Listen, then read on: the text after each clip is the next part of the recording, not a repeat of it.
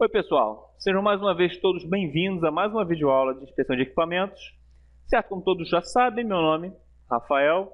Certo, estamos dando início aqui à nossa quarta videoaula sobre revestimentos isolantes, refratários, revestimentos refratários e isolantes, certo?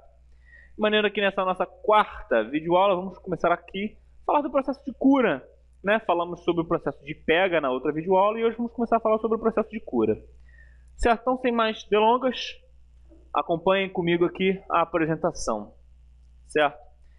Cura. Reações de hidratação, em consequente geração de resistência mecânica e abrasão. Bom, o tempo de início e término das reações de hidratação exotérmicas é chamado de tempo de cura, certo? Então, reações de hidratação exotérmica são hidratações que liberam temperatura, que liberam energia térmica, certo?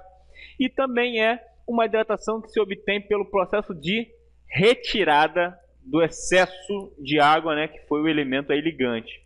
Dura cerca de 24 horas, de acordo com o procedimento. Como as reações são exotérmicas, como já cansei de falar, liberação de calor, ocorre o quê? O aumento da temperatura do revestimento, evaporando, como acabei de lhes dizer, parte da água necessária para as reações. E a resistência mecânica do material não atinge o valor máximo que atingiria se essa água não evaporasse. Ou seja, para que o seu refratário, seu cimento refratário, seu concreto refratário atinja a sua resistência máxima, é necessário que esse excesso de água seja evaporado em uma reação exotérmica. Durante o tempo de cura, o revestimento deve ser resfriado por aspersão de água ou por aplicação de um selante que impeça a evaporação da água necessária para a hidratação. Ou seja, não é a cura não se trata da evaporação de toda a água, mas sim do excesso dessa água, que proporciona a retirada dessa água proporciona um bom endurecimento, certo? E uma outra parcela mínima dessa água garante aí uma boa hidratação. Temos aqui as reações de hidratação por resistência mecânica e abrasão, certo? Temos esse pequeno gráfico, certo? Tem esse segmento, de percentual de resistência mecânica em relação à quantidade de dias, certo? Ela atinge seu patamar máximo de 100% após 30 dias, certo? Isso na construção civil. Reações de hidratação, resistência mecânica e abrasão. Vamos lá, 3 adendos. Primeiro, aspersão de água. Paredes verticais e sobre cabeça com brocha ou pistola de pulverização. Ou seja, são os meios de aplicação, Cobrir o concreto com sacos molhados, somente no caso de pisos. Certo? Somente no caso de pisos. A aplicação de uma camada de filme de polietileno que impede a evaporação da água. Essa forma, a quantidade, como proceder com a aplicação desse filme, tudo isso está previsto na norma ASTM C309, certo? Que define as especificações desse produto, inclusive. Principais aplicações, as definições de aplicação em campo. Falemos agora mais uma vez sobre os concretos de pega hidráulica, certo? Cura e secagem. Cura térmica, que nos leva à resistência mecânica em altas temperaturas. Bom, primeira fase. Ocorre uma diminuição da resistência até 600 graus Celsius, devido ao fenômeno da desidratação, ou seja, a formação de fases hidratadas com menor quantidade de água e menor resistência. Temos a segunda fase, onde se inicia o aumento da resistência devido à formação de ligações cerâmicas, dado justamente pelo aumento da temperatura, Ou seja, aqui você já começa a obter uma coisinha chamada pega cerâmica, com a formação de fase vítrea na rede cristalina, certo? E por fim, a terceira e última fase, que é a resistência torna a diminuir devido à formação de fase líquida de CaO, que é o óxido de cálcio, em altas temperaturas, que nós já vimos que é prejudicial, em fase líquida. Secagem do refratário e sua importância. Atingir a resistência mecânica na temperatura de operação de maneira controlada. É importante isso, senhores. A secagem tem que ser de acordo com tempo e temperatura de operação controlados. certo? Para que não haja uma secagem nem rápida demais, nem muito lenta, certo? Remover a água não combinada através de taxas de aquecimento reduzidas, evitando danos por explosões devido a uma evaporação brusca de água na fase de aquecimento em operação, certo? Então, essas explosões pequenas são devidas ao excesso de vapor gerado, mais do que a própria estrutura granular permite liberar, certo? Que ocasiona um aumento de pressão e consequente explosão. Bom, secagem em patamares. Qual a finalidade? Assegurar a correta remoção da água. Patamar de 120 graus a 175 graus. Nesse patamar você remove 90% da água não combinada e parte da água combinada. Num patamar de 600 graus é a remoção do restante da água e início das ligações cerâmicas, como vimos no slide anterior. Taxas de aquecimento / resfriamento, né, de 20 a 60 graus Celsius por hora, certo? Ou seja, você aquece de 20 a 60, né, nesse patamar, e você resfria no mesmo patamar, para você não haver o choque térmico, né, que vai proporcionar trincas no seu revestimento. Os fabricantes de materiais definem a curva de secagem, ou seja, se você quiser saber a curva de secagem do seu material, certo? Procure essa especificação com o próprio fabricante do material refratário. Queimadores convencionais, né, que proporcionam uma chama irradiante. Método de aquecimento convectivo, né, ou seja, dado pelo método da convecção. Um grande volume de ar é pré-aquecido e injetado no equipamento revestido, né, e que isso ocasiona de uma economia de combustível e homogeneidade de aquecimento, certo, bem maiores. Afinal de contas, esse ar pré-aquecido ao ser injetado nesse equipamento, te anistia, por assim dizer, de ter que usar um combustível, né, e qualquer tipo de outro processo de aquecimento. Partida da unidade depende da extensão do reparo, certo? A partida da unidade, primeiro, acelera o retorno à operação, né, se você deu partida na unidade, e inviabiliza a inspeção, porque você colocou aquela unidade em operação novamente. Bom, senhores, vamos entrar agora em principais propriedades e ensaios, né, de testes de desempenho. Propriedades a serem avaliadas versus o tipo de ensaio que é necessário fazer para avaliar tal parâmetro, né? Primeiro ali, resistência mecânica a baixa temperatura. Qual é o teste? Tipo de ensaio? Ensaio de resistência à compressão em temperatura ambiente, que é o RCTA. Certo? Você vai pegar o seu refratário e vai fazer um teste de compressão nele em uma temperatura nível ambiente. Temos agora resistência mecânica a alta temperatura.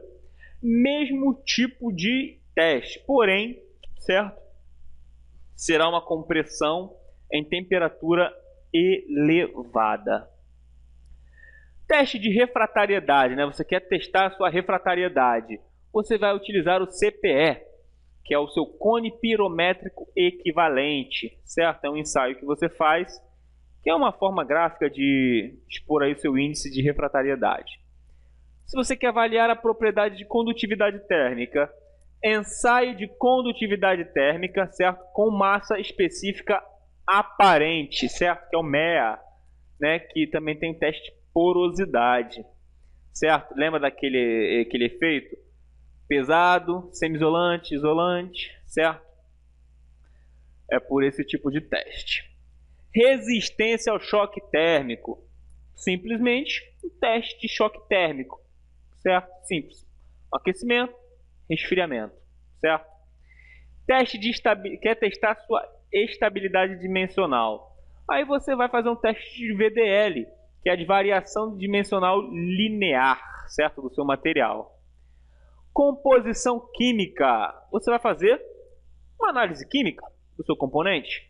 E por fim, a resistência a efeitos erosivos e abrasivos, que você vai fazer um teste de perda de material por erosão. Quais são as correlações de propriedades em ensaios? Folhas de dados e certificados de qualidade. Nessa folha de dados e nesses certificados devem conter identificação do fabricante, né, a sua marca, sua razão social, aliás, o nome comercial da marca, Temperatura máxima de utilização, você tem que saber nessa especificação para você ter uma noção de qual serviço você vai utilizar, né? Para qual serviço. O lote, que é importante saber o lote, até mesmo para o inspetor de recebimentos. A data de fabricação, certo? Tem que estar de olho ali também, ó, no resultado dos ensaios, certo? Comprovar que todos foram ensaiados e aprovados, todos os itens anteriormente lidos. E a data do certificado, certo? Certificado desse que diz respeito ao certificado de garantia do seu material. Bom, determinação dos principais constituintes, no caso as impurezas. Como se faz isso? Fotômetro de chama, certo? Não é preponderante na determinação das propriedades, como densidade, resistência, refratariedade, erosão e condutividade. Simplesmente para determinação desses constituintes ou de impurezas. Mesma composição química e diferentes propriedades. É factível, certo? E deve-se observar também nesse processo a granulometria, os tipos de granulados e aditivos e a metodologia de queima dos tijolos, certo? Qual é o tipo? Temos aqui uma análise química, né? Uma foto de uma análise química, de como ela é feita. Nessa aqui temos que o teor de alumina e de dióxido de silício são relevantes para o meio a que se sujeita o revestimento, porque, né? Ou de caráter ácido, neutro ou básico. O índice de contaminantes de baixo ponto de fusão, do F2O3, né? Do CaO e do MgO, que afetam a refratariedade do TMU, certo? O teor de alumina, que constitui aí diretamente num aumento de densidade, né, da massa específica, para a mesma granulometria e queima, certo? Temos aqui, ó, que a ABNT, né, Associação Brasileira de Normas Técnicas, elaborou as seguintes normas sobre análise química. A norma brasileira NBR 8002 rege materiais refratários com alto teor de sílica, ou seja, os refratários silicosos. A NBR 8828 diz respeito a materiais refratários silicoaluminosos, certo? São aqueles que possuem, além de dióxido de silício, por exemplo, composições como a L2O3 no meio delas. E a NBR 11302, que são os materiais refratários aluminosos, né? Todos eles são derivados da alumina, né?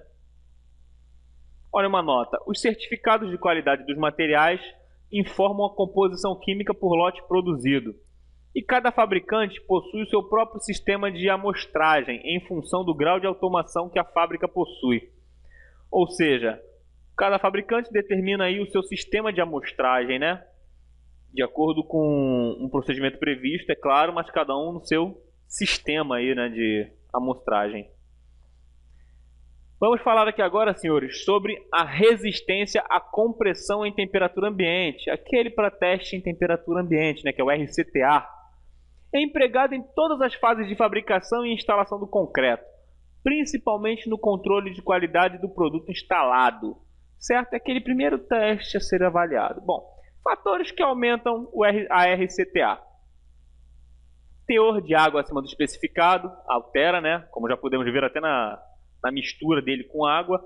A qualidade do cimento é fator decisivo, né, num bom resultado ou não do seu RCTA, da sua RCTA. O fator de empacotamento da rede cristalina, né, que diz respeito, entre aspas, à arrumação entre os granulados mais grosseiros com os granulados mais finos, certo? A temperatura de secagem, né, que é a queima, né, do excesso aí da sua água. RCTA não informa sobre resistência a altas temperaturas, tanto é que a mesma é avaliada em um outro tipo de ensaio de compressão, porém em temperaturas elevadas, certo? Mas serve como referência para a comparação entre materiais, certo? Afinal de contas, é um parâmetro de avaliação em temperatura ambiente. Bom, ainda na RCTA, como funciona a RCTA, né? O ensaio consiste em aplicar uma carga compressiva em um corpo de prova de dimensões definidas, né? De 9 polegadas por 4 polegadas e meio, né? Por 2,5 de altura. ou ainda de 4,5 polegadas por 4,5 polegadas de... Vamos lá, 4,5 polegadas de largura, 4,5 polegadas de comprimento por 2,5 de altura. Após secagem dos mesmos a 110 graus Celsius e a 815 durante 1 hora, certo?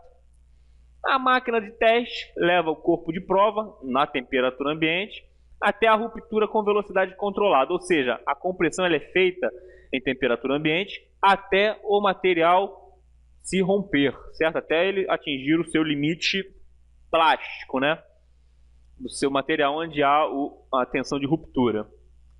A RCTA está ligada à força máxima atingida pela máquina, certo? Dividido pela área. De uma certa forma, uma pressão, né? FC sobre A, força de pressão dividida pela área, certo? E a RCTA é dada em kgf por centímetro quadrado, certo? Semelhante a, se eu não me engano, a Pascal, né? Quilograma-força por centímetro quadrado. Ou melhor, perdão, kgf é unidade distinta, Pascal seria Newton-metro, tem razão. Mas é visto como um teste de pressão, certo? Temos aqui, ó, uma máquina de teste de RCTA. O corpo de prova ele é colocado nessa região aqui, é comprimido até a sua ruptura, certo? E daqui, esse relógio aqui, esses marcadores analógicos determinam aí os valores encontrados. E enfim, temos aqui o fator de empacotamento dos grãos, né, que é a densidade pela RCTA. Certo? Resistência RCTA 110 graus Celsius. Material denso para materiais densos, né, com densidade maior que 2.300 kgf por metro cúbico. Certo? Possui aí de 400 a 500 kgf por centímetro cúbico, certo? E uma densidade aí de uma densidade isolante, né, material isolante, de 7 a 55 kgf por centímetro quadrado. Certo? E a 815 graus Celsius nós temos aqui um comprometimento singelo, né, de 350 a 500 kg força por centímetro quadrado e uma densidade de 3 a 30 kgf por centímetro quadrado também, certo? Bom, pessoal, com isso encerramos aqui a nossa quarta videoaula, certo? Desejo a todos que estejam tendo um bom aproveitamento, né, sobre a aula, sobre a matéria, e que tenham entendido o que foi tratado aqui nessa nossa videoaula. No mais, fiquem todos com Deus. Até a próxima. Tchau, tchau.